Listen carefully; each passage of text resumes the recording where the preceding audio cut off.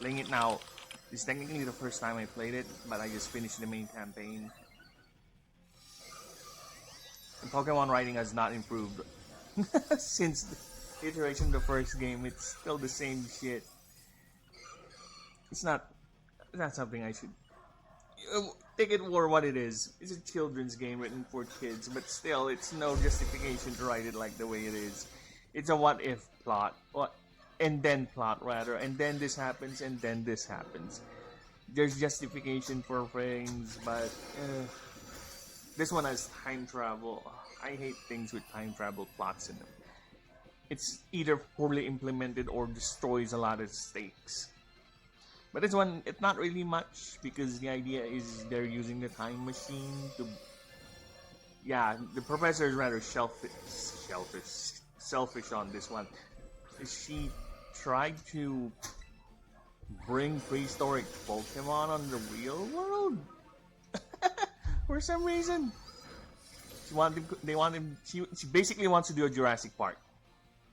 She's like the Hammond of the universe. And kind of first time, if I remember, this is the first time in a Pokemon game that they explicitly said the character died. Yeah, death was involved. Fascinating. So yeah, at least it's not really that world-ending in terms of the universe. And Pokemon has always been inconsistent with its world building anyway. Yeah, for a universe with a lot of creatures like this, they're still operating in the level, well, not really in the level of technology, but how could the world survive with creatures like this all the time, you know? It's like every other day there's a world-ending plot that's happening in the universe. And I don't know, it's a Japanese thing, a cultural thing, but I just really don't like the idea of a kid, you know, just beating the bad guy, saving the day, 10-year-olds doing this. Yeah, sure, whatever.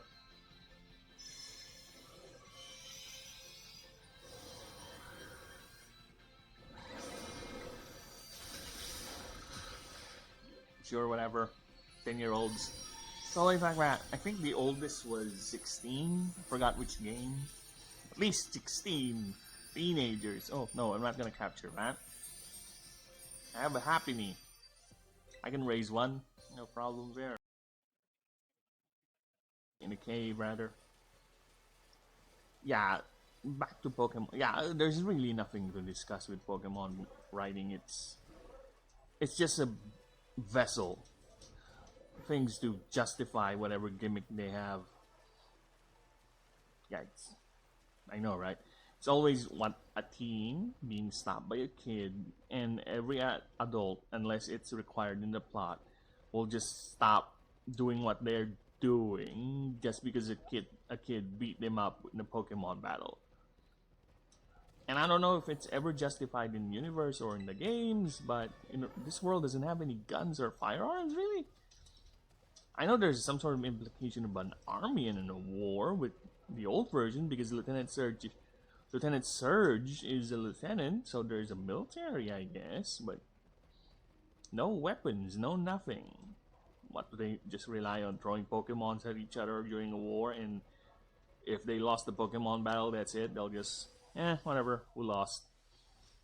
You know, stuff like that is weird in terms of world building. There's some sort of a Pokemon Geneva Convention that doesn't allow the use of any sort of weaponry aside from Pokemon matches. Things like that. And don't throw the "it's for kids" thing.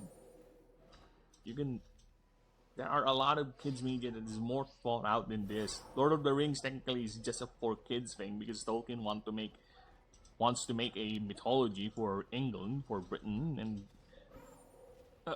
The Hobbit was not really that serious too. It was written like a poem of sort, you know, like a children's story. So don't throw that crap at me. That's stupid and lazy. You can make it. Because if they're really not gunning for serious stuff, then why are they involving stuff like death in the series? World-ending stakes. They literally made Pokemon God.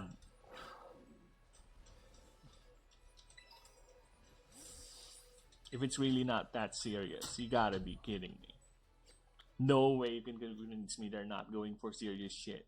They're just using a crux as it's for kids stuff as a justification why they would do shortcuts with the plot. But then again,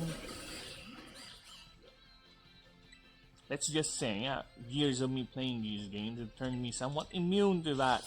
I just ignore it. I'm at a point, I just want to collect the mons.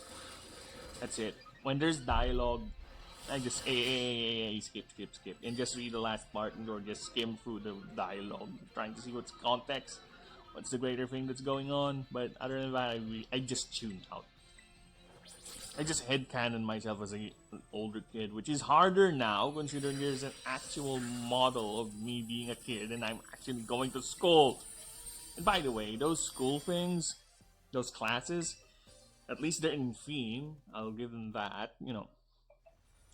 But goddamn, are they so tedious? I will give you this. It's just tedious, just like real class. Props to Nintendo, I guess, to the Pokemon people. They actually made